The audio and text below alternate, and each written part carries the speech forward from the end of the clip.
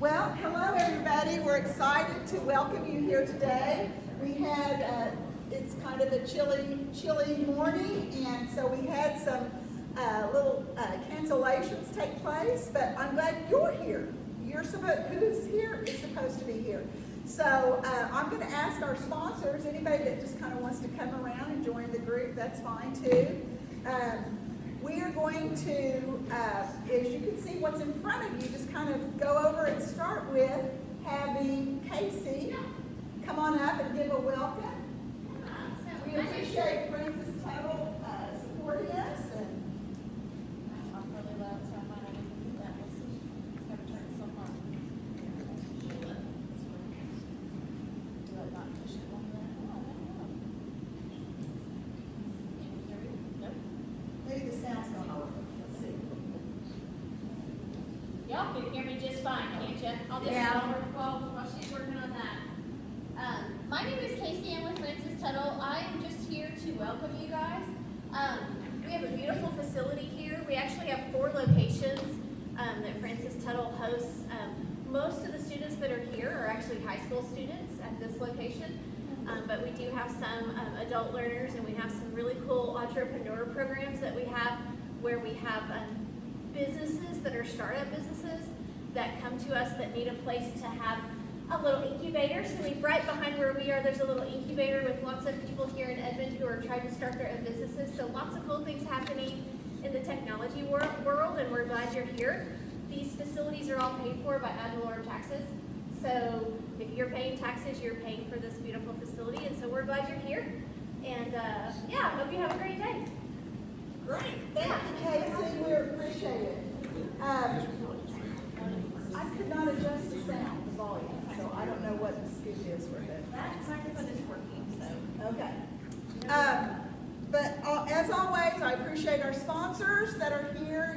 Feel free afterwards. We just mix and mingle and find out information, make appointments, whatever. We just have first-rate sponsors, and they're here to help. Their main goal is about education. Their main goal is about education, and that's near and dear to my heart. So very important. As we go through the things that are in front of you, this is from, I always download and do things. This is from my financial advisor, Capital, it used to be American Funds, so I'm confused, Capital Group Companies now. And I thought that was a neat article for you. It really spoke to me. It's a lot about what's going on with gift card scams. I thought that was real interesting. So there's a lot of different things that Agent Chris is going to talk about, and Terry is going to be representing home, all the different problems with scamming as far as our homes go. So anyway, that's what's first, and then there's the notes of what we're doing today. And then, as always, we really appreciate you filling out the evaluation form, letting us know how it's going, what's happening. And then this is all next year. These are the topics for all next year. But we really, you never know when something may be switched out. We're all open to change, right? The only thing constant is change. So we're just going to go with the flow. But we wanted to go ahead and get in print some of the different topics. And of course, our sponsors will be represented at these talks. And they have a wealth of information to share with you as well. So we have a lot of fun ones and interesting ones that I hope you will enjoy. So that's what's in front of you. And we are so glad you're here today. We appreciate your support in coming. So I'm going to ask our wonderful panelists to come on down. Chris and Terry, let them share about themselves. Bring the mics with you. Bring the microphones with you. And we're just going to kind of be very casual with our presentation today and answer questions at the end. We'll have questions, Q&A at the end. So if you can hold your questions after we talk with it, Chris has a presentation for you as well. So we're excited about that. So I'm going to start off with, Terry, tell us a little bit about yourself. Okay, is this on? Let's see.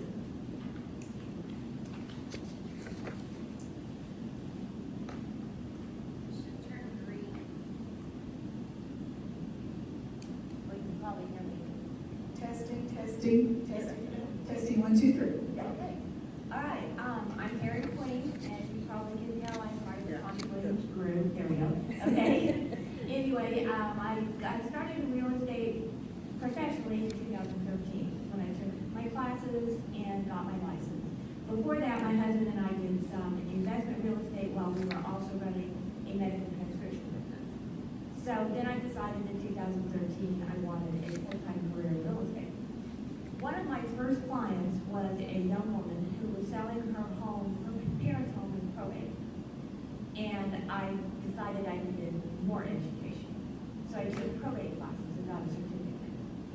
So through the next few years, I realized the people that I was helping sell real estate for were the seniors, 66 and 70-year-old people who were selling their parents' homes in probate.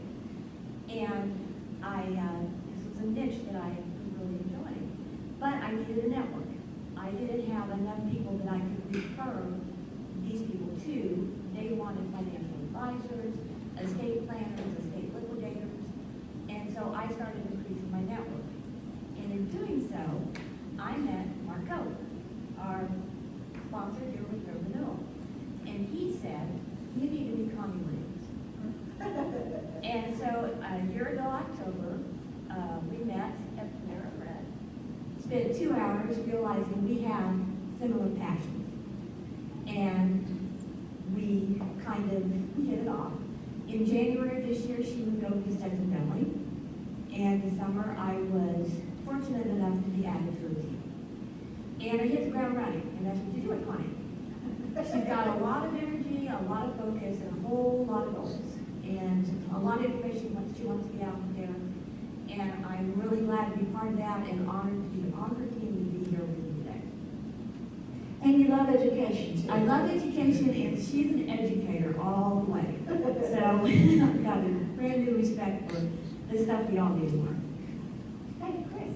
I think this was working. Thank you all for allowing us to come here and speak to you. My name is Christopher Colbreth, and I'm the supervisor agent of the Consumer Protection Unit for the Oklahoma Attorney General's Office. We're kind of a well-kept secret that even in the law enforcement community doesn't know that we exist. So basically, we're statutory allowed to investigate consumer fraud in the state of Oklahoma. And what that means is that anytime a consumer has been defrauded by a business, that could be a brick and mortar, it could be an online, or it could be a single person transaction. When a person sells something or a good or a service to another person, they are now acted as an entity, and we can investigate fraud. Now, it's not as cut and dry as that, because you start getting to civil litigation as opposed to criminal. We are the criminal side of the act. Oklahoma has a Consumer Protection Act, a very strong act, and I want to brag on our state just a little bit. There's all the Attorney General's office in the United States, every one of them has a Consumer Protection Unit. There's only 2 states that have a criminal side, Oklahoma being one of them. So we can go after these fraudsters on a civil side as well as a criminal side, and ask for restitution as well as prison time depending on the crime. So it's kudos to the state of Oklahoma that's been in an act for many, many years. So a little background, I'm a retired police officer. I did 24 years as a municipal police officer. I pushed the black and white for 22 of those 24 years. I wore a uniform, answered calls, retired as a lieutenant.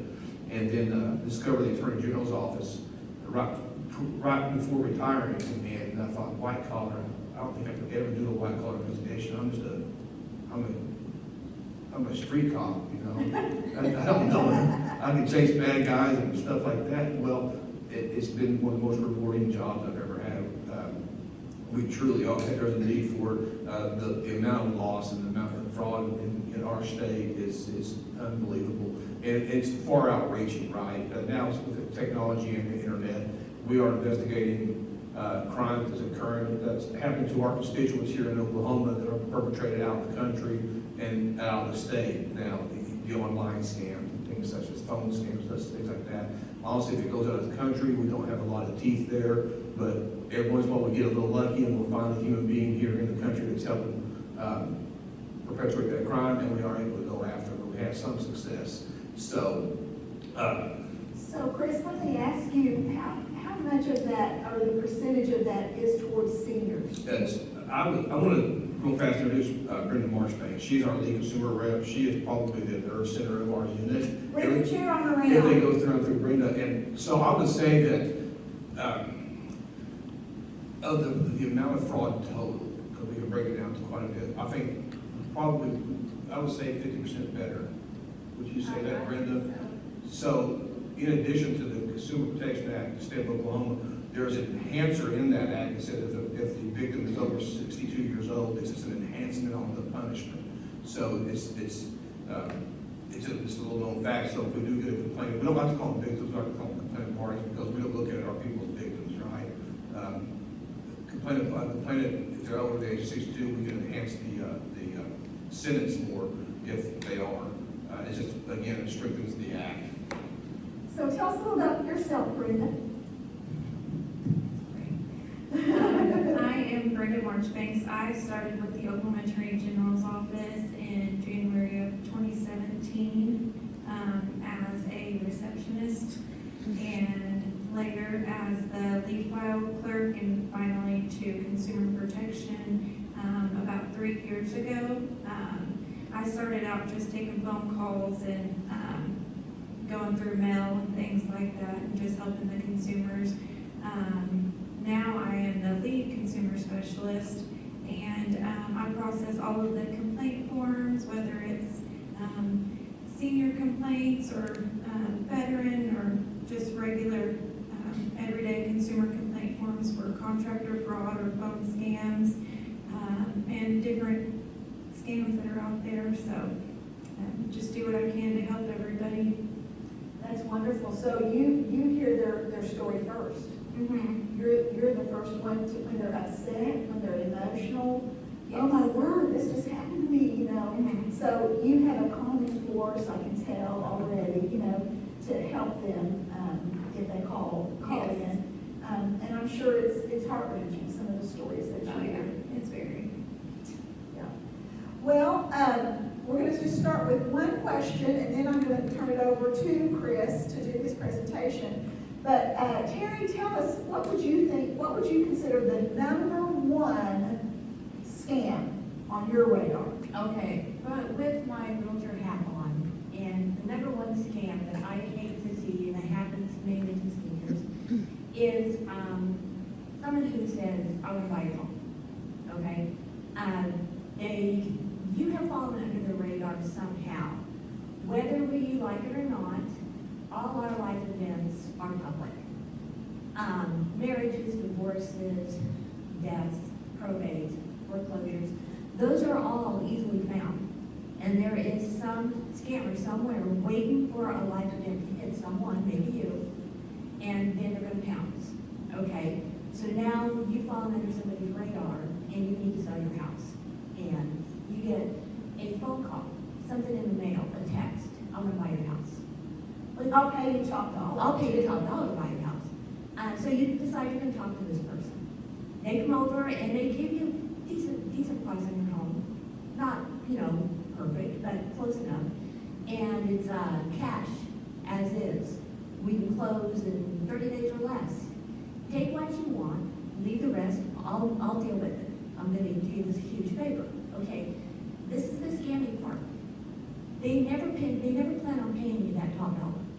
Even the number that they've written down, or that you signed on for a contract, that's not the number that they're gonna pay you. They know that from the get-go. They're Because gonna, every buyer has the right to inspections, right, okay? To bring an inspection, a home inspector into your home and to do an inspection. and then they just tell you, oh, I'm just gonna have a contract to do a walkthrough. We're not gonna, it's not gonna be a formal inspection. Well, they're going to find something, and they're gonna hit you with lowering that price when you're vulnerable again. They're going to know that you have decided to move into a retirement community. You've made a deposit. You picked out a floor plan. All of a sudden, you're getting kind of excited now. You're starting a new phase of your life.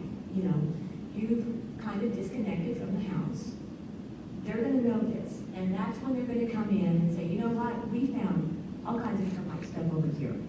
I think you got foundation problems. I don't think the plumbing's up to snuff. You know, we might have some HVAC concerns, and they're going to lower that price. And they're not going to lower it $3,000 or $4,000. It's going to be tens of thousands of dollars. And now you have already made these plans. You've got packers and movers. You're getting ready to go. So what do? Do you go ahead and sign off on this new lower price, knowing that if you kill this deal, you're going to have to sell the house again, and you're already ready to make a move? That's what they're counting on. They're counting on you disconnecting from that house and being ready to move and just saying, oh, well, go ahead and get the house. This is probably your largest asset. So is this what you wanted to do? You know, or would it have been better to maybe have put that house on the market and had it in front of thousands and thousands of people and maybe have gotten a legitimate deal? Not that this is illegal, but it's It's not dishonest. that it's legal, Right. you know, and it's. They don't use our contracts. You can get a contract. You as a consumer can get on the OREC website. You can see the contracts that licensed real estate agents use. Okay? These buyers that are not licensed, they're not bound by a code of ethics. We are. So they can do unethical things. That's what I just said. But you can protect yourself by educating yourself on how a real estate transaction should work. Their contract, and they can write any kind of contract, it will be legal, it will be binding. It may just be one page. Ours said, Yeah, and it's been a relief. We've had seniors contact us to say, just give us we do free consultations, okay? So will you come and tell me the value of my home? So we meet with them because they just want to check that amount maybe or something like that. You can always, it's like a relief to them when they say, you know what, I do think I want to use you to be my representative with this person. So we can be your realtor, and it's a relief to say, here's my realtor, you can call them. and that's another thing, when Legal you're, documents and all that. right, when you're dealing with this I want to buy your house kind of person, he is a buyer, he's not your advocate. He is for him, okay? He is wanting to use your property as a vehicle to make him a large amount of money pretty quickly. Okay, he doesn't care about you. You have nobody in your corner if you're just dealing with this one buyer. So do not be pressured into signing something. And there are honest investors There are. that And we come work- in, totally remodel the home, do those things to it, and then they put it on the market. But we have come in contact with several, part of these little postcards that they give, we'll buy you cash, we'll pay you this and that for your home, which is one of your largest assets, as she said. And they just put lipstick on it, and they don't repair the things. They may paint, which are the lower, less expensive things to do to lighten up the house. They may paint, do that, they'll put it on the market, and they're gonna put it for that original price to sell it. And there's another caveat to that too. You may hit a wholesaler, and all he's gonna do is clean out the house, sweep it out, and then sell it to somebody else, and not even put lipstick on the pig. He's just gonna do that. And he's gonna try to make, their goal is to make, Because he has the PR. he has the PR, he To get has, out there to sell. yeah. And their goal is to make $20,000 and just use your house to line their pockets that way. Chris, and we're gonna let his number one lead into his presentation. So, there's numerous amount of standards out there. Right now, the trend that we're seeing, and this goes up and down, the number one trend we're seeing right now is the phone call you get saying your identity is stolen, it's been used to commit a crime somewhere, you now have a warrant for your arrest. The way you take care of that is you need to send us X amount of money. And we've seen them as much as this is the FBI, I'm the FBI agent Smith, and they'll actually send a text message with a picture of their credentials on it. And then they'll say, I'm also working with Homeland Security. And then another person will step in and say, I'm agent so-and-so, and they'll send their credentials. And what they do, they ask, well, all your accounts will be frozen. It's not that one, it's yeah, it should be the one in the middle. No, top, sorry, up top. No, up top. Yeah. There it is. Good eyes, brother. There it is. Well, from here in, I don't. So what they'll do, they'll ask you, they'll say your accounts are frozen. However, if you send us X amount of money, we'll put that to a secure account or an escrow and hold up that until we get your warrants cleaned up. And so, but they want to ask it in cash. We have a current case right now where we have a lady, a very intelligent lady. I'm not taking anything from her, very well educated, sweet as can be, end up sending close to $150,000 in cash in different increments in a taped up box to residents in New Jersey and in California. They'll ask you to pay in gift cards. If anybody asks you to pay in a gift card, don't do it. It's a scam, I'm telling you right now. Gift cards are the devil. They're worse than Facebook marketing, in my opinion. I'm getting off on a tangent, going on a soapbox here in a minute. But crypto currency, which is it's an actual thing, and we're dealing with that, but they'll ask you to pay in crypto. One new trend we're seeing, we've had a couple of them come through here recently, they're actually asking people to buy metals, gold and silver, and then meat. So that's kind of a good thing for us, because if they're actually asking you to meet, there is a presence here. And if there's a presence here, we can definitely go after them, right? We're not dealing with some database server over in India or Turkey or something like that, which 9 times out of 10, that was one. But for right now, that's the big one. It seems like it's the FBI, whatever law enforcement scam. Scaring you with names and titles. Absolutely, and you made a very good point. They hit you at your most vulnerable point, right? And that's where they get you. And that segues into everything else that we do. Like, so contractor fraud is that's our big forte we do in consumer protection.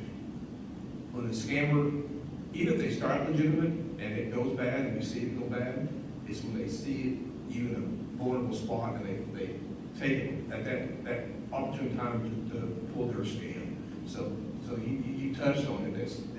We call him MVPs, almost still is from a guy named Kevin Metcalf. He's actually our human trafficking coordinator for our unit, and he has a really good podcast, and he talks about the MVP, most vulnerable persons, and our seniors, of course, are, but it's not about that.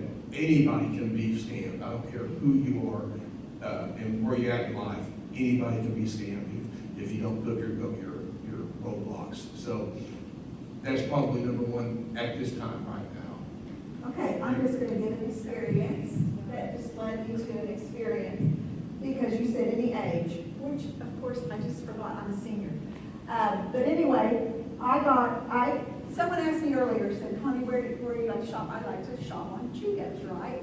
But my family knows I never order things online. I can't, I'm scared of it. They do it all the time. James and Ashley do it all the time. No, get with it. No, I'm afraid of it, right? Amazon's great, you know. So it flashes up, right, on my emails, Chico's half price on the blouses that I like, right? And I thought, okay, I'm gonna go on, I'm gonna click on it, and I'm gonna go to it. And then it takes me to the thing, not only is it 50% off, go to this thing and you 25% off, right? So, oh my word, I'm gonna get 75% off on my blouses. So I ordered 3, right? And I ordered 3, I put in my information, never got an email back confirming it. And I'm like, what in the world? So I called daughter, Ashley, I never got a confirmation. Well, did you check and make sure it really was Chico's? Go up to the first email and look in the email, and of course it was Chico, Z-I-J-I, blah, blah, blah. I've been scammed, so I called my credit card, they took care of it, they stopped it and everything. But that's how easy it is. Your interest, they also have capability to see what I'm looking at, right? It's that instant gratification as well. And that's human nature. We all want that instant gratification. Yes, now you have the floor. Sorry. No Chris. worries at all. So this kind of, we'll go into, and if you don't mind, I can stand up and move around. I get a little stoked up, plus I'm on my second pot of coffee for the morning, so I have to figure that out. Let's try this thing real fast. Oh, yeah, it works. Okay. Go back.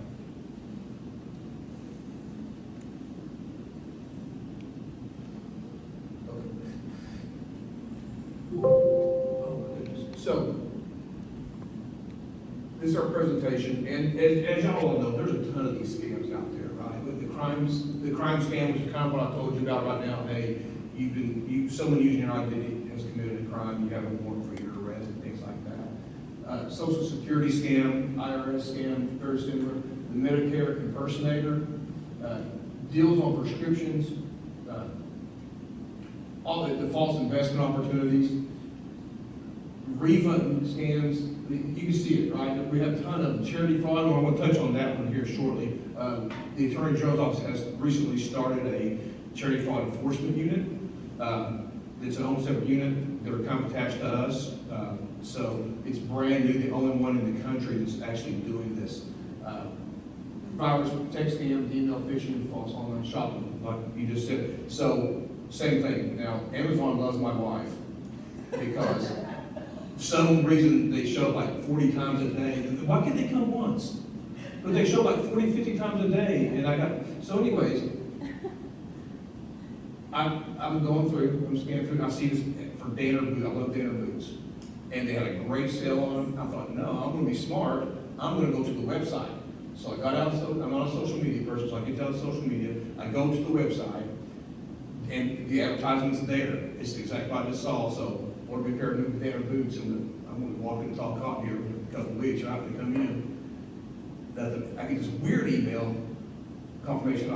As soon as I saw it, I got scammed. So I go back, and it was, I thought it was smart. I put danners.com, but it pre-filled Danners like hyphen something. So it threw that extra, and I didn't.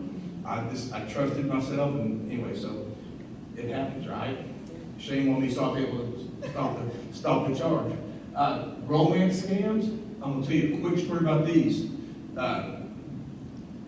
So the romance scam is you can meet someone online, I love you, we're gonna be together forever. A lot of times, like, God rest his soul, Toby Keith, a couple of years ago, y'all don't know this about Toby Keith, but he was broke and his wife was leaving him, and so he was online looking for his soulmate. It's a scam, of course, but we had people who were falling for that.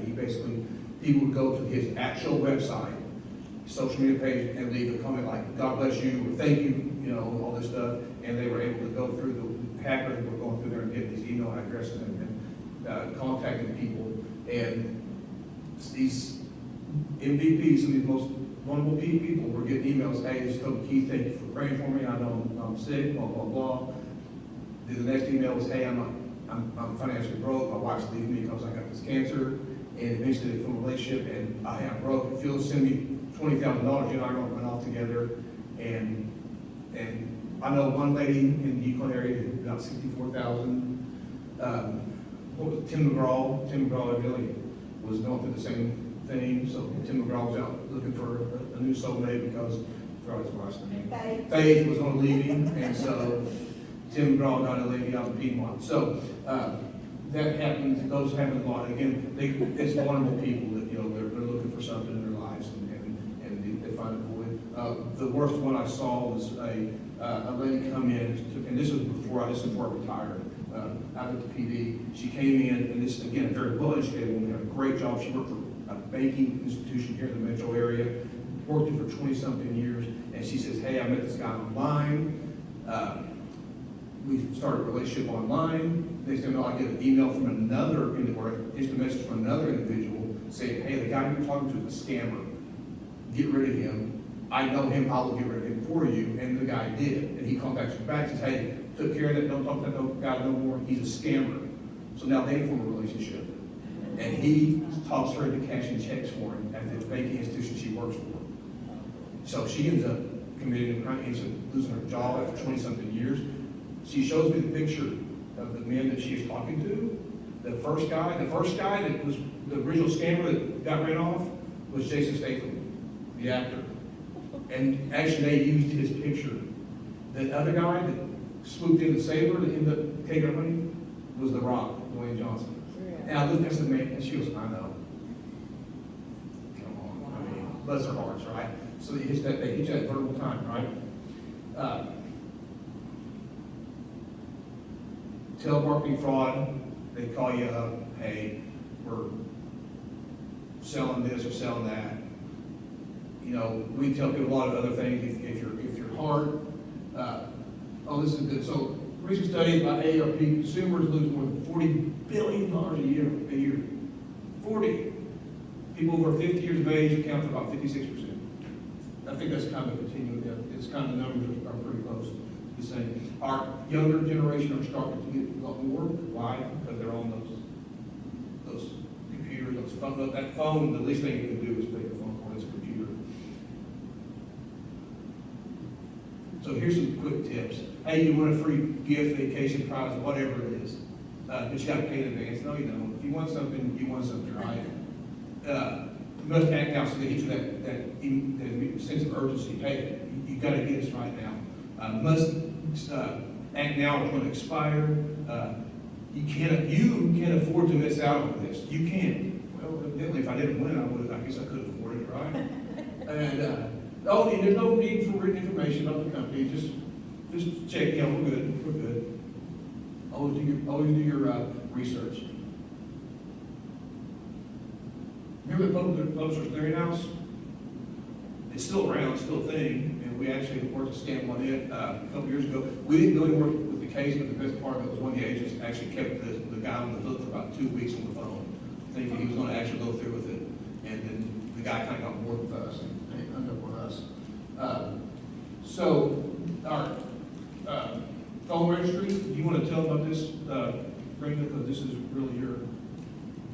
Yeah. So we did that.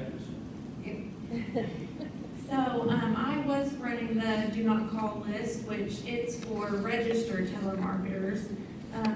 So if you get a spam call, you can still get the calls. That doesn't have anything to do with the do not call list. But we do register different telemarketers throughout the country and send them lists and ad numbers quarterly, so they won't reach out to you. But as far as the scams, the phone scams, they can still contact you because a lot of times it's computer-generated phone numbers, so there's not a lot that we can do on that aspect, but we still will look into it. So anytime you get these phone numbers, you can call and report them to our office, and we can also give you different information on reporting to the Federal Trade Commission as well, because they have lots of information on various scams that are going on and how to keep you and your family safe from those. Does it do any good to block when you know it's a scam? You can go in and block that number. I know it's unlimited, computer generated, but. It does, because sometimes they'll keep calling from the same phone number. A lot of times they will switch, but I think that it is, or contacting your phone servicer as well.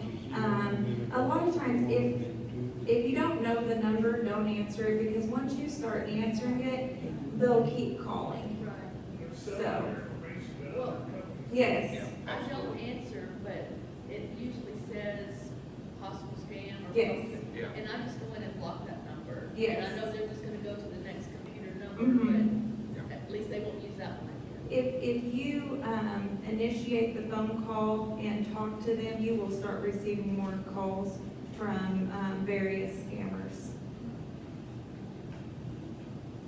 And so essentially, if you look at it like this, the do not call register that we run, if a person's a scammer, they're not an upright citizen anyways, so they don't care if they're on the register or not.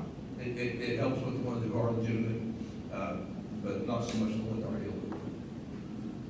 I have a question. Yes, ma'am. And sometimes now, it's showing who's calling you, even if you don't have them in your contact list, it will show, but then sometimes, how does that? So that's the interesting thing there. So like my personal phone, if I'm not your contact list when I call you, because of Gina Colbert, my wife, Does work. comes with my wife's name, Okay. because the account's in her name, but not to everybody though. So I don't understand that because I'm not tech savvy. Yeah. I got a guy that works for me that is. So that's who I go to. His name's Kenny Rogers, by the way. That's his real name, Kenny Rogers. And we do call him the gambler. It's not a scammer? No, he's not. That's what's funny is because Yeah. we're doing a phone scam thing right now, and I'll tell the people who call you, I'm like, I'm gonna have Kenny Rogers call you. No, it's really his name. So we're not trying to scam you either. But it's interesting, because some it does and some it doesn't. Yeah. Is it an AT&T thing? Is It- it a certain phone carrier? It might be. I don't know. In fact, some of them will pop up. I recently got in contact with an old professional contact that I had, and he went in my contacts, but he called him and said it may be Greg Captain. That happened to me. How did it know? Crazy. I don't know. Easy answer. I'm not sure how that works.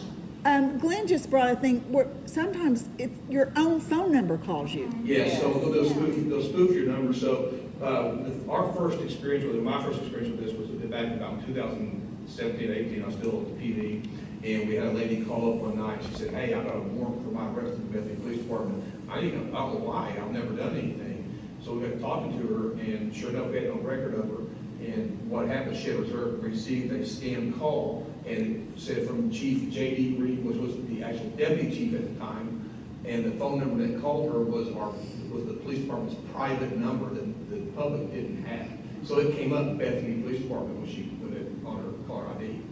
So they'll spoof your numbers or clone your numbers, and you have, which comes into play with this right here, the distressed grandchild. I'll say distressed child too, so I mean, my kids are grown, but if my kids call me, I'm gonna come running off. I mean, I'm that guy, right? I'm not there. Yeah. But then you receive a frantic phone call from a loved one saying, hey, I'm in trouble, I need money, it could be, I'm under arrest, or whatever it is. Can you immediately post my bail, wire some money, whatever it is. So they're pulling at your heartstrings, right? This is what I tell people. First of all, and here it gets even scarier because of the AI-generated calls now. It could be your loved one's voice. Yeah, it's scary. So if you were to get one of these phone calls, that's the time to slow her down. Call that person. Call their mother, father, brother. Call someone associated with them and say, hey, I just got this call. What's going on, right? And to say for some reason you can't get a hold of someone, and this is tough, all right? And this thing from, well, I'll save that story for later. You look call your grandchild, your child, whatever it is, in jail, they need bond.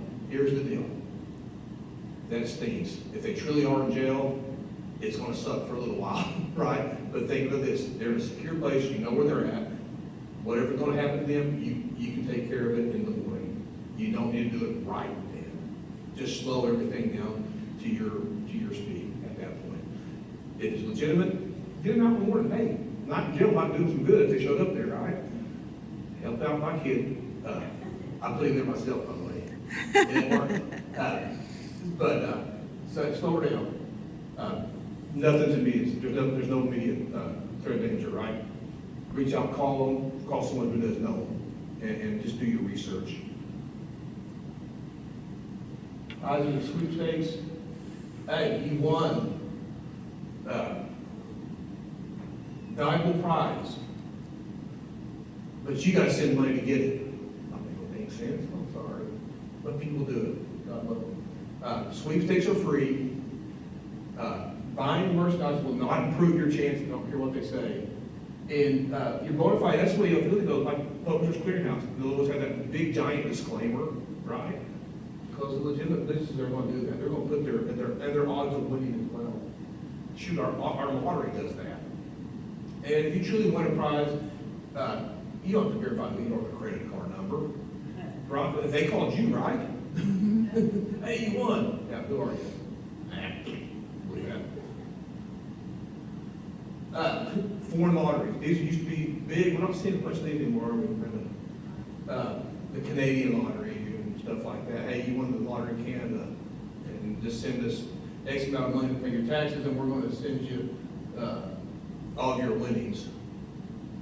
No, I don't think Canada had a lottery, or the, Saudi Arabia lottery or something like that. According to the FTC, they should ignore all mail and phone solicitations from foreign lottery promotions. They're just a scam. If it says foreign lottery, if it says lottery on it, just call it a scam. If you want to play the local lottery, go to the bottom of the thing. Do it like the rest of us do, right? Here's something cool though. In cooperation with Western Union and MoneyGram, the Attorney General can have a person blocked from sending money through these entities.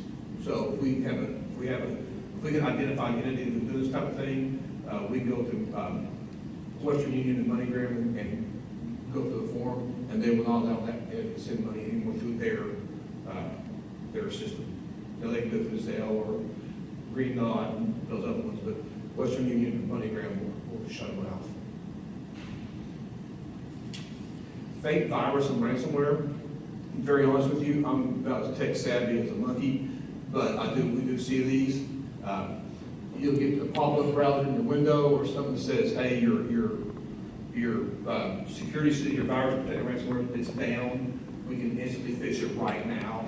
It's kind of the same thing with the grandchild scam or the online. Stop what you're doing. Contact, if you did have some kind of ransomware or tech support, contact them directly. Don't go follow the links. Because once you get those links, they just bought everything, they own everything in your computer. Best movie, must see, called Beekeeper. It's absolutely, Best movie. it will scare the fire out of you. When you look at this right here, Yes. Beekeeper, I would say. And it's Jason Statham too, which I'm a big Jason Statham fan, even though he scammed the lady out of him, I still like him. But yeah, it's crazy how that is. And that's kind of, in CPU world, that's like, yeah, it's our movie. We want to go beat people up. No, not really, I'm just joking. Don't report that. But yeah, they'll use these fake ransomware stuff, and once they hit that computer, I'm telling you, it's gone. We barely missed one, I think, in the Attorney General's office, I think that's another state computer, we were able to, our system never stopped it. But once they get in, you're done. They'll take over and your system's completely lost.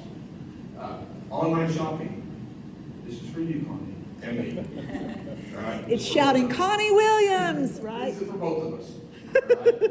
All right? They sent these great websites, and this will lead into something else here in just a second. Great looking websites. They collect payment information. Sometimes they'll sell stolen goods. That's a whole other genre of crime that's coming on board. They can look real. They might be found on social media. They can be found on websites. So what we're seeing a big, it's about the last couple of years, is buying cars online the thing now. It's legitimate to a point. So what we're seeing is these scammers are, who knows what a Packard is, right? When was the last time they manufactured a Packard? Exactly. And I don't know if y'all been downtown Oklahoma City, the old Packard building's still there, and it still says Packard on it, but it's actually a real estate agency, I believe, but you have the Packard facade up front. An online scammer went and took a picture of that, built a website off that, and started selling Packards to people, because people are sending them 50, 60,000 plus to buy these Packards. So they're actually taking shots of legitimate websites and building a fake website and getting money. So again, if you want to buy a vehicle online, absolutely. Find that vehicle, contact that. If it's a dealership, contact that dealership. If it's an individual, contact that individual. They're really, really good.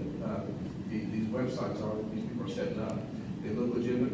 Another one that we're getting ready to file on right now, it's a really, really convoluted story, but this group of people, they travel the country and they pull up in a van and they have shirts on representing their company, and they'll tell you, hey, I was over at Buffalo Wild Wings, I was installing these projectors, high-end, high-definition projectors. The MSRP are $10,000 to $15,000. I have extra. I don't want to transfer them back to Texas. Let's make a deal like in a parking lot. And they'll actually take and let you scan the QR code on the box, and it'll take you to a website that shows you all the capabilities of these screens, of these projectors, right? And then they'll work out, okay, $1,500 for a $10,000 projector, and they'll hit it, and then you get home, and it's either you turn it on and it's nothing but Chinese writing, or they'll literally open up even blocks of sand. That'll be a projector, but it's just a casing full of blocks of sand and stuff like that. But they have these legitimate websites they're using. And we actually are going to put a really big conspiracy case on a group out of Texas. We hit about 6 to 7 different states. That's actually been a pretty fun case. Crime scams, we talked about this one. This goes on here. Your identity's been stolen. People who use it to commit crimes. You see a recurring theme here? Pay us to help you, right? Send us money to help you out. You're never going to do that. Or you'll get a call, hey, you got a warrant for your arrest. You can pay it right now, send me X amount of money in gift cards or Apple cards, something like that. No government is going to accept payment through gift card. So just think of it that way. If y'all feel like y'all did something to get arrested, I'm sorry. Maybe you should contact that jurisdiction and say, do I really have a warrant for my arrest or something like that. Home repair fraud. This is our forte in CPU. This is what we do the majority of right here. You hire someone to do a roof, build a fence, remodel your house, build you a home, and then they either you give them money and they don't do anything, or then you give them money and they do a partial. That's kind of our biggest thing that we do. Yeah, it is the biggest thing that we do in the CPU. These are the majority of our cases. You said earlier, it's likely your biggest asset, right? Find a reliable and competent contractor. It's your first step. Be aware of stuff like this, right? Door to door. I understand we're in Oklahoma. Storms come through. Spring and here in the fall we have the storm come through. I understand these roof companies are going to come out. They're going to go door to door. I don't want to discourage anybody from doing that, but I'm very, very leery of it. In fact, I had one come to my house and I escorted him off the front porch. Just have that material left over. No, you don't, because that's money, right? You're not going to do that. They don't list a business number on their local telephone directory. High pressure, man, that roof is toast. You need help right now. That roof is toast. That's what the kid kept telling me. Officers exceptionally long guarantee. Here's the big one, ask for that payment up front. No, a legitimate business, especially construction, if they're reputable, they'll have escrows, they'll have lines of credit set up where they can start the bill. Down payments, I understand, but they don't need everything up front. You get that up front and then they bounce. They said you borrow money from a lender that they know, right? No. So here's some more on that. Ask people you trust, hey, who have you used? And we'll touch on that a little bit because some of these people we do trust, at some point we've seen them go bad. There's reasons for that. Deal with your local. Keep your money local. I'm a big proponent of that. Keep at least in the state, because y'all know how it is. When the tornado hit Sulphur here back in the spring, and that pretty little town, I-35 was lined up with contractors coming from Texas. I mean, it literally lined up. It was insane. It was less than 24 hours. And we actually had our first scam less than 12 hours after this one hit. First reported scam.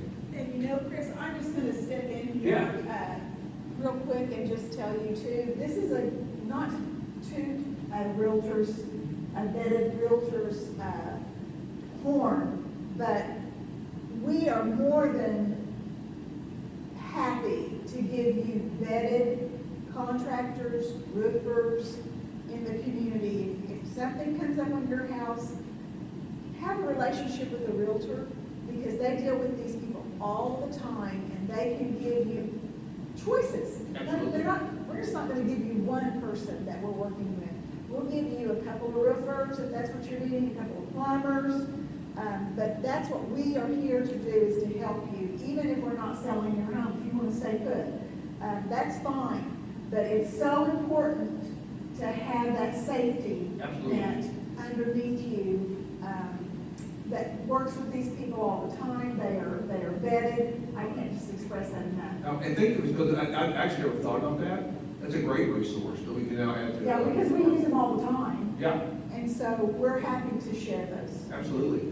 That's a great resource. Again, so that other PowerPoint that I do for other things, I won't add back to that. Get your estimates, look for references. And here's something else, I'm gonna ask you to go a little step further, because we're seeing this. We gotta be real careful when we do these type of investigations, because I say three things. We can't recoup, it's not illegal to badge your job, right? So one thing we look at when we have a complaint on a contractor, are you just complaining because you don't like the quality of work? It's not illegal to badge your job. If it was, I'm probably in jail a long time ago. Two, are you just a bad business person? Some people are good at what they do, they're just bad business people, right? And that isn't necessarily illegal, but it may actually cause you to do illegal things. And then three, are you just a scammer? So we try to look at, when we get these cases, Brenda gives them to us, we look for those type of things, you know? So, but let's go back to the poor performance, right? In the Consumer Protection Act, it allows for, and actually home repair for, which is a separate state statute, it allows for some allowance, such as if I hired you to come in and you want this out of the best darn home repair man, and you go through there, you put lipstick on a pig, you paint, you run some wire through the wall, but nothing's covered.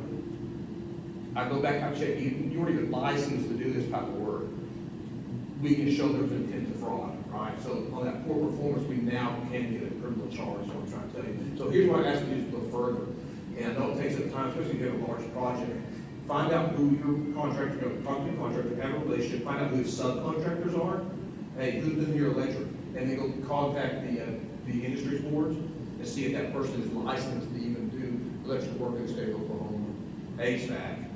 So it's electric, HVAC, and plumbing, right? I thought there was only three that actually require licenses on it. But those are pretty big ones that you can look up. We actually had a guy that was an HVAC scammer, and he would actually put his board of industry license number on his business card. And if you called the board of industry, yeah, the guy never, he flunked out, he never passed it, but it was a temporary, it wasn't a real number. But he had that on the business card, so it looked legitimate. But if you just called the industry board, and they're real good about working with you too, they enjoy helping folk out. So take that a little step further. Check your Better Business Bureau, see what kind of, take Yelp. You can get a lot of good stuff on Yelp. Couldn't you also check with, like, especially if you're in a small town like Yukon or something, check this to make sure that they got permits? to Yes, do some of so that? permitting is huge. So, we want to know a lot of times on these scams, is they'll do a partial performance, which means they'll do just enough and then bounce out, and they never pay for the permits to begin with. And so now not only did you lose out on that scam, now you have to hire someone else to finish up, they got to come in and re-permit everything, and maybe the work they did at the very beginning wasn't up to code either, so you have to carry out and pay it again. Could you do that in like Oklahoma City, a larger? Yeah, absolutely. Also, you can contact us, and we'll tell you if someone's had a complaint on it before in our system. Now, here's the deal. Here's the caveat to that. Just because someone has a complaint don't mean they're a bad person, right? And sometimes we get those worked off customers who are just mad. But we will be willing to say, hey, it was either closed or found it. We can tell the number of the complaints, we Yeah. can tell the details of the complaint.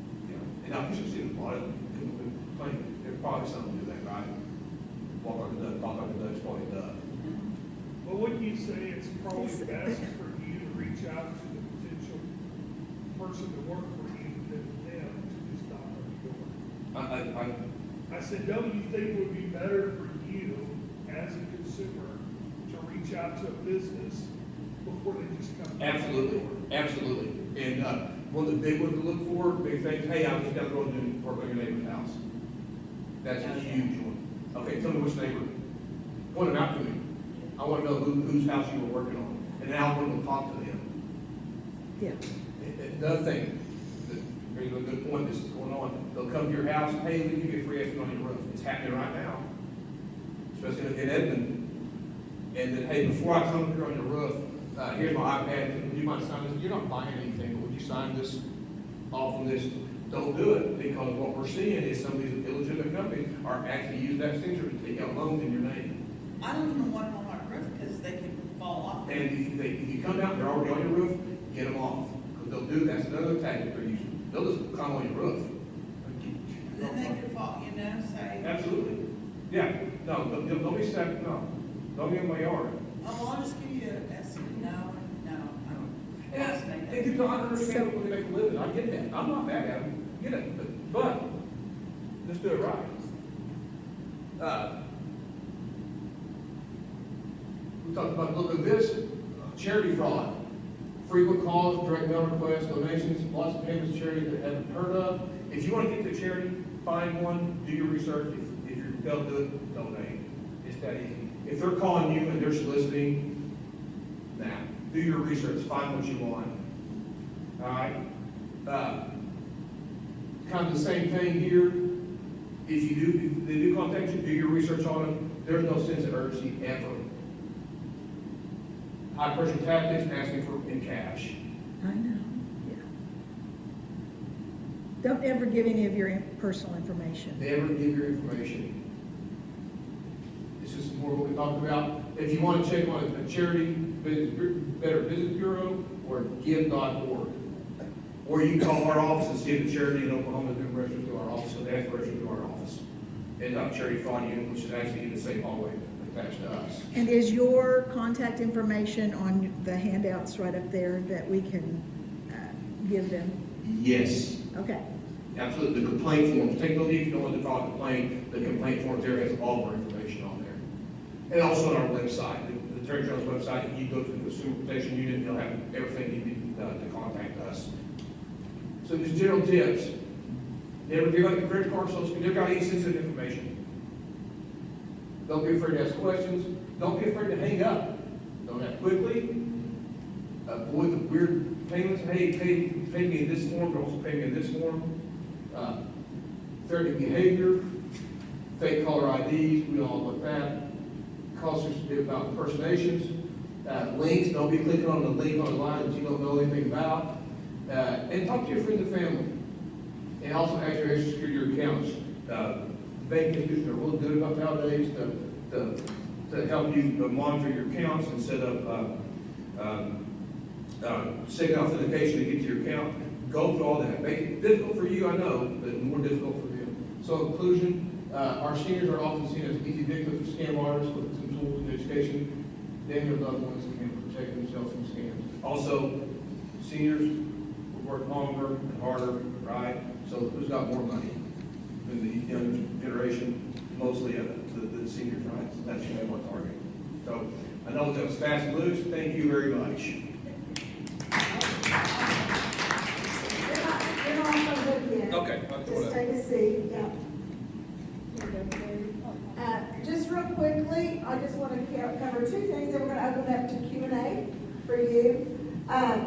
Real quick, another reason to use the professional in the different areas, like to contact them, to contact a realtor, is I'm going to let Terry explain to you after the closing of the home. They've gone to the title company, they've gone through closing, everything, with two reputable buying agent and the listing agent, totally, but wire fraud. Okay. This actually happened to our associate just a few weeks ago. It was a higher-end home. The buyers got their great home. The sellers got a great price for the house. Everybody's happy. Closing went off without a hitch. Everybody went home. The buyers went to their house. Well, they made a phone call a few hours after that to their agent and said, what happened? You know, why did we have to wire an extra $6,000 to the closing company due to a settlement statement mistake that the closer made? And immediately our agent said, call your bank to stop the wire. She knew it was fraud, but she didn't waste any time telling them. You know, just call your bank, hey, I'm talking to the, call your bank, stop the wire. They did. And this is the first time I've ever heard this happening. They did not lose their $6,000 because they acted quickly and swiftly, and the agent knew what to do. She knew immediately it was a scam. She then called the title company to make sure that it was a scam. Because a wire can always be resent if it was a legitimate thing. I have never heard of a mistake happening like that, and a call happening, you know, like that. But wire fraud is real. It happens all the time. There are safeguards in place, and this was a large title company. It's a reputable title company, but some scammer got in and intercepted an email between the closer and between the buyer, and maybe the buyer's agent, and they copied the They logo. knew when the closing was gonna take place. They knew in the closing, they were watching for these funds to go. And they knew, you know, they could figure it out. They copied the logo, they knew the closer's name, they had the email looking very legitimate. There is a way that you can tell that email. If you click on it, it had a couple of other letters at the end, kind of like what happened to me. with Right. the Chios. But it said, the title company, everything was the same, had the people's names there.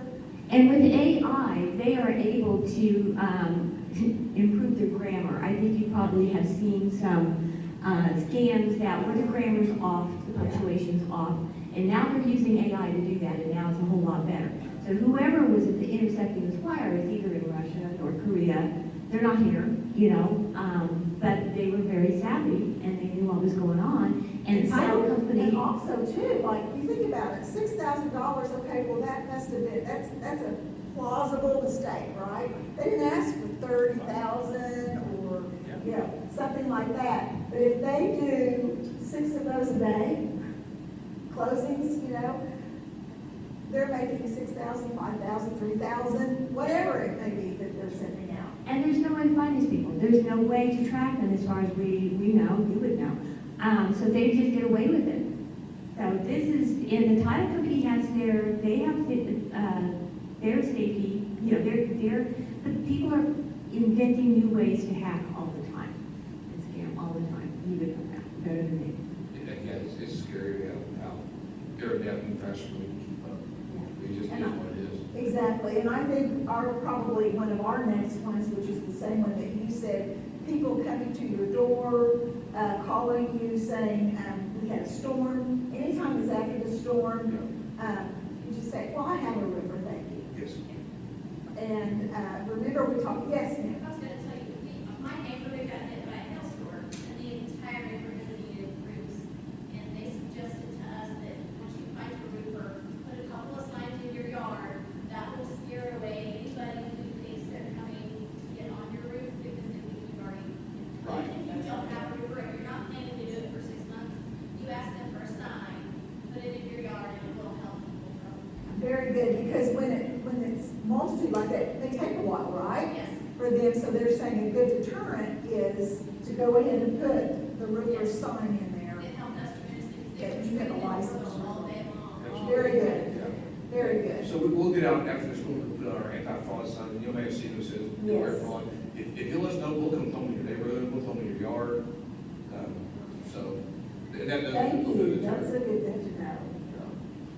Okay, so let's open up, did you have anything else that major, I think we've covered throughout sporadically.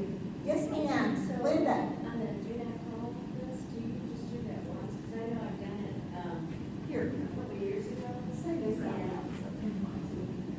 On the do not call list, I just wondered if we had to register just once, because I've done it a couple of years ago, but now I'm getting a lot more spam calls.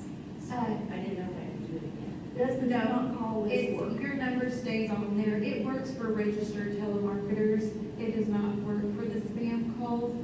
There's an Oklahoma do not call list, which we house at the Attorney General's office. Then there's a national do not call list as well, that you can register for. So, And can you give them that information? Yes. And there was one other thing. Yes. So I have excuse me, a friend that, had, a scam on them and they, lien on their property. And so, anyway, she told the group of us that, to contact the property alert specialist, their county clerk's office, and let them know the contact information. Yeah. Okay, also have her, just take this, and then go on Moxie Funds online, also, she fill it out, and send that. Oh, great. But anyway, if you notify them and let them know, your name and contact information, they will contact you any activity happens on your property. So they'll alert you. That's wonderful information. Thank you so much. Thank you for sharing. Also can register. Can we come up, Debbie, and use the mic so we can hear?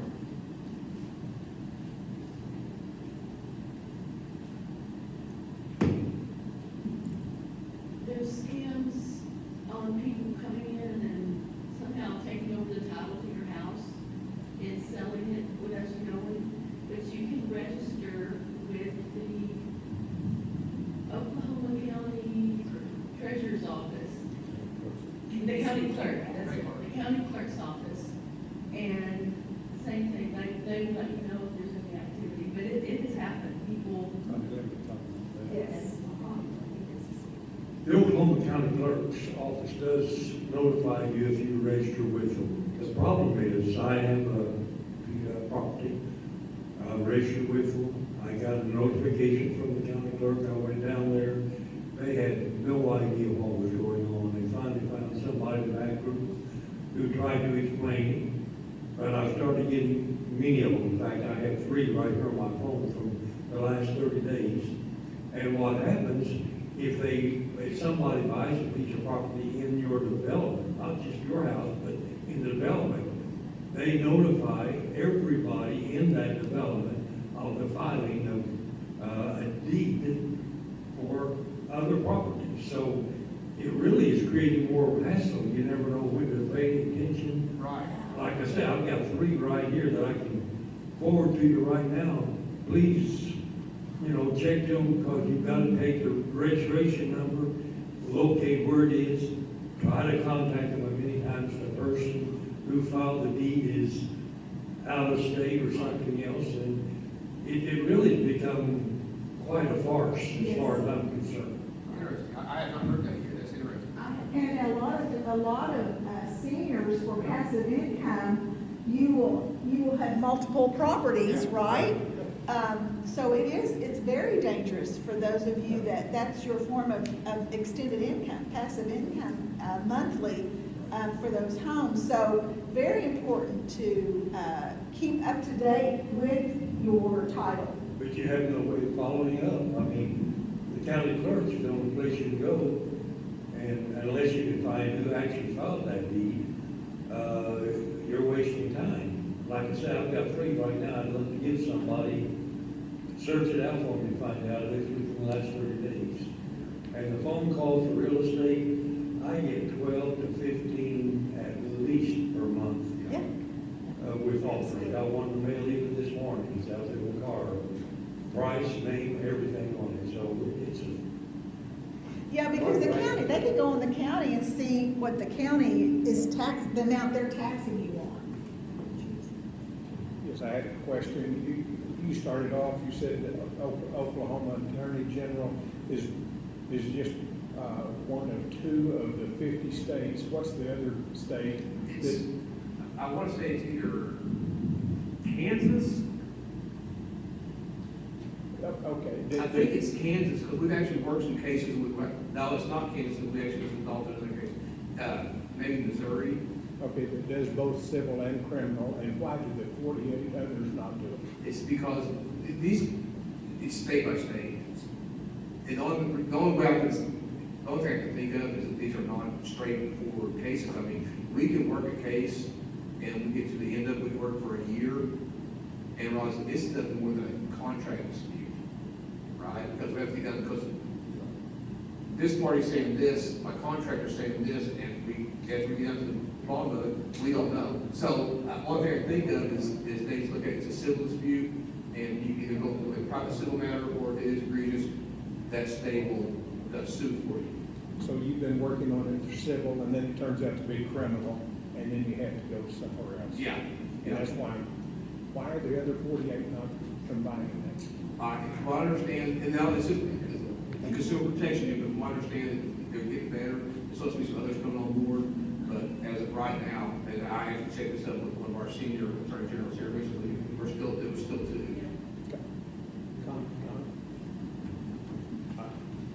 In the real estate, I'm thinking of something, I used to buy a lot of houses. Yes. I bought several on sheriff's sale. I bought a house at the sheriff's sale, which I thought was pretty safe. I paid them $193,000 cash. 2 days later, they say, oh, we sent you the wrong title. And they gave me the title to another house. I contacted that lady that I happened to know, and anyway, I just signed it back to her so she didn't have it. But it cost me $3,000 to get my money back. Things just happen, go Yeah. wrong. Yeah, so the title company did that? Yes. Well, I say the title company, with the sheriff's sale, they do things Oh. differently. That's right. So they turned in the wrong address Right. to when they. Human element costs you money. Yeah. Okay. I've heard, and I think you saw the news, was that anytime you have a tap to pay option, that is much safer, almost scam-free than swipe and search. Is that The question is, about using your credit card. Is it safer to touch the, credit card versus putting it in a scan? I think that's not what she. It is on our sheet.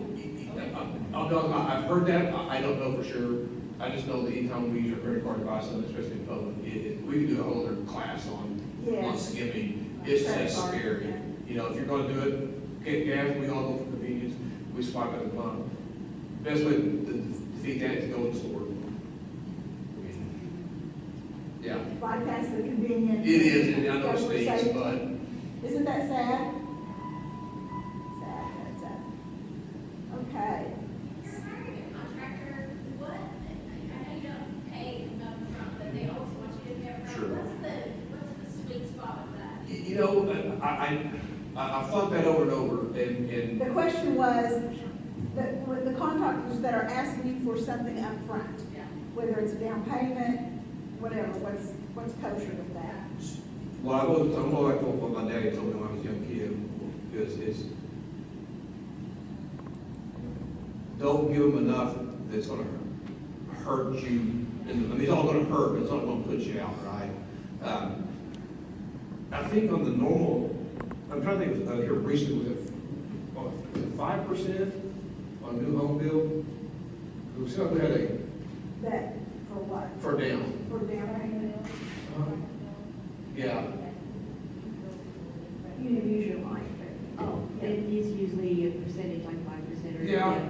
Someone could just $2,000, she gets. and it depends on what loan they're doing. Sure. With the, yeah, and loan amounts are different, but I think 5% is usually pretty good, and again, it's fluctuating, it goes up and down. Well, on an earnest money check, we ask for 1%. Yeah, So if the job is gonna be, $3,500, then you write them a check for $350. and I promise you, To start them off. if a contractor is afraid of a consumer, that contractor has a lot easier ways to get that money from you than you do from them. I They can promise put a you. lien. They put liens, yeah, and we do a lot of lien cases, where someone has paid, they may have bought something, paid for something, and it gets, the job is done. And they still, they start getting liens on their homes because that guy never paid their subcontractors. So I used to manage 43 buildings for the state in the county. And I always tell people, don't pay the last payment until the pension is done. Mhm. Because, you know, we're going to have all these little things that when we finish, and they won't come back to take care of Right. things if they're totally paid. So wait for that last payment until your pension is dissolved. Absolutely. Correct. Wait till the last payment for your punch list is completed Yes. before you pay the Yes. balance. That's great advice, very good. Okay, yes, sir. I'm curious to know how they wound up with some of this information. In Texas Hospital, it sent a notice out that there's areas that have been compromised. The following day, I got a notice from a company stating that it had happened. And they gave me my social security number, my date of birth, my name, all details, and said that my name had appeared on the black market. For $150, they would remove from their records. Sure. Well, that doesn't take everybody else's records. But how in the world do they come up with that kind of information? I don't think Integrity is passing it out. It's these breaches, they hacked these systems, and the largest breach was on, those, with the healthcare, it was the last year for us, it was like the largest breach in history or at the time. But everything we do is stored somewhere, everything we do is online, it's on our phones, on It computers. could have been from a doctor's office. Yeah, doctor's office. That's with Integris. Yeah. What do you do if you get one of those, and do you call the medical place? I mean, So basically what they're doing is they'll find there's a breach, the possibility for your patient to be out there, it probably is. So what you need to do is start monitoring your credit, monitoring your bank accounts, and just, but don't go through that letter, because that letter could be, well, you can, if you can contact them, just if they start asking for personal information, so we'll give it to them. But there's, also, once it's done, it's done. If you think of it like that, your information's out there, it's out there. Just start monitoring your credit, start monitoring your accounts, watch your credit cards, and things like that. So now that we scared you to death, right? yeah, use your debit card to buy lunch. Yeah, really. They sent to my parents a letter, and they also offered like a 1 year to cover credit monitoring. Yeah. Reputable, Right. or the TransUnion, or one of the people's acts, that's what In contact with the Department of Consumer Credit as well, it's an Oklahoma State office. Is a good resource as well. Say that again, Brenda. The Oklahoma Department of Consumer Credit, they have a lot of resources for that too, in helping you freeze your credit and giving you other tips on securing your accounts online and who to contact, as well as the Federal Trade Commission too, to protect your identity. Is that adequate if you freeze the account? Is that adequate? Yes. Okay. And if you freeze your account and you're wanting to apply for credit after that, you should contact them first. But freezing the credit is enough security against any kind of fraud like Well, I mean, that's kind of hard to say. I would say- Because the information's still out there, but it does help. It's there, I mean, that. Because I've done that, that's what I'm telling you. it's there, so there, Yeah. there's all the various things that can be done with that information.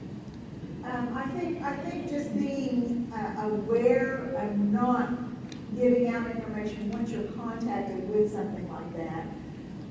Maybe call their office to say, hey, I got this, what's my next steps? Like, when Lynn received that for $150, we'll make sure that your information is flagged off of it. But it's always good to call the Attorney General's office and ask, this is what I'm receiving, this is what happened, what should be my next step? So, just want to remind you to fill out your evaluation form. Our next seminar is going to be January 14th, and it's going to be about your legacy, how to have estate planning conversations with adult children. We're going to have attorney and financial advisors here to talk about navigating that type of estate conversation. But I want us to dismiss so that we can come over and get their information, because it's printed on there, who to contact, what to do. But it really helps us to fill out your email. We are so thankful that you came. And please let us know if you have any other questions. I'm going to ask if you can send me your, your contact information, but your PowerPoint. Yes, And we can send that to them too. Absolutely. As well. Yeah. Would y'all appreciate that? Okay, so we'll get that to you too. But I want to give you time to talk with our sponsors, if you have any questions. This is a good time of year. I think a couple of months back, I talked to you guys about, this is a great time to have those family conversations, to start those family conversations. And if you have loved ones that you see a change happening to them during the holidays, doesn't have to be a child, doesn't have to be your parent, it can be a really good friend.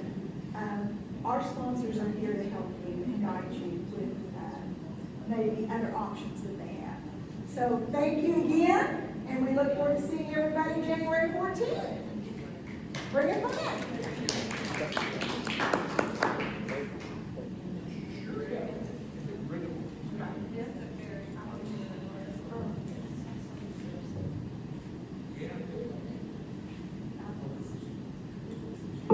Just FYI, our sponsors also have lots of great information at the table for you.